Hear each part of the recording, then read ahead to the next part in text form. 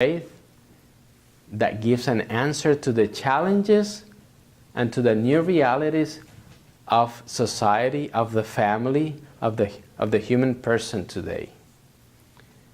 What we try to do is to reflect and not just continue living as one more day after the other, but to reflect on what is happening in me. What is happening with my family? What is happening in my parish? What is happening at work? And what is the type of answer that I myself, with my witness and my testimonial, am able to do and to share? Because that is the life of the covenant. When we talked, and we started talking a couple of years ago, about the concept of covenant culture, what we are trying to say is, we have a gift, we have something that we believe that is unique and that is an answer for our times. We are not a religious family or a movement that started 500 years ago, but we are one of the newest movements and families of the church. And of course, as we get ourselves organized, because at times we don't even know where we go, as we get ourselves organized, then new life starts to go into different directions. And in that tension of trying to give order to that life, then new things starts to happen. One of those new things is, of course, the huge gift of the Schoenstatt Rosary Campaign. The Schoenstatt Rosary Campaign as an instrument of new evangelization. The Schoenstatt Rosary Campaign as a tool of the Blessed Mother to reach out to the hearts and to the homes of so many people, Catholics and non-Catholics.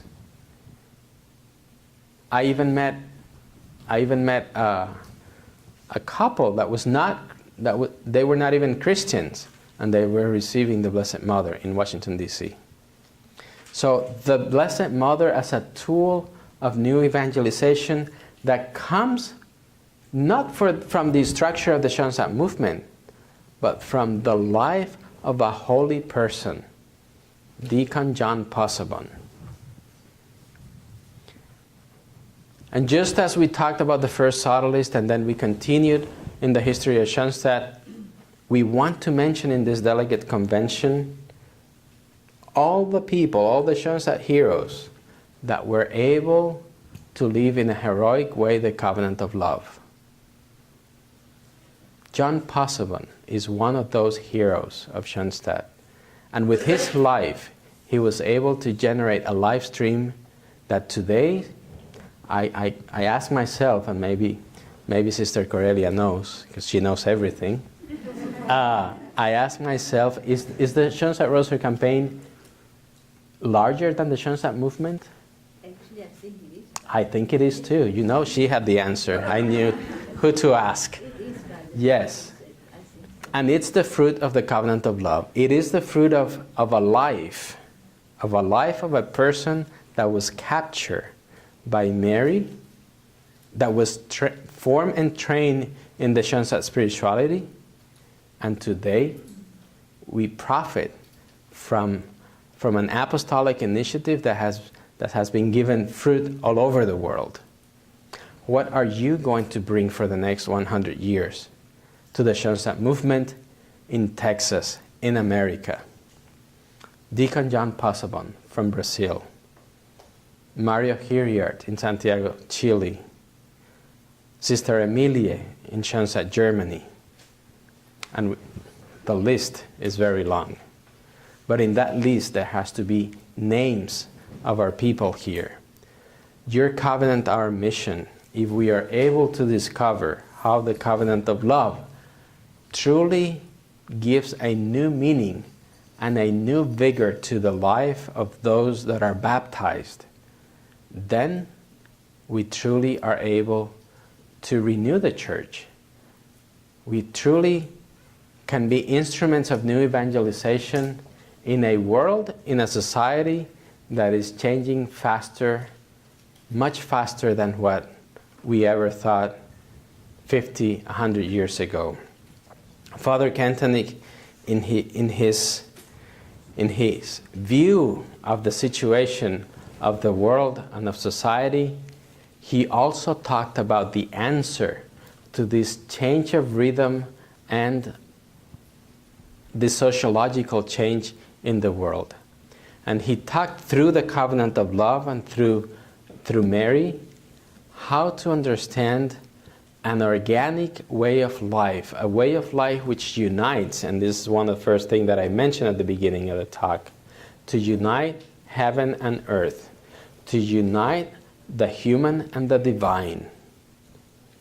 When we just not compartmentalize things and we put things in different categories and areas, but that everything is interconnected because God is everywhere, because God has to be at the center of everything that is human.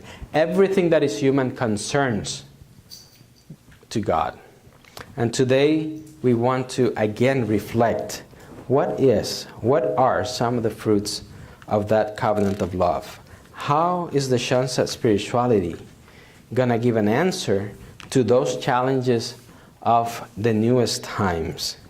We want to continue reflecting and realizing the life of our movement is so rich, is so vast, that we can reach out to basically every single area of society today.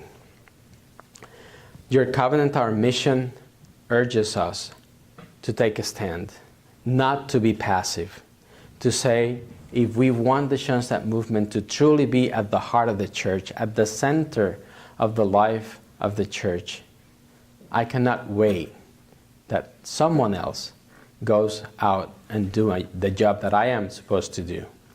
And so I hope that this weekend we realize the responsibility we have, a responsibility that allows us to even leave other things behind, to be able to say, Blessed Mother, for your cause, for the cause of your Son, I am able to make a difference in the life of others, and I'm able to take a stand for you in front of others.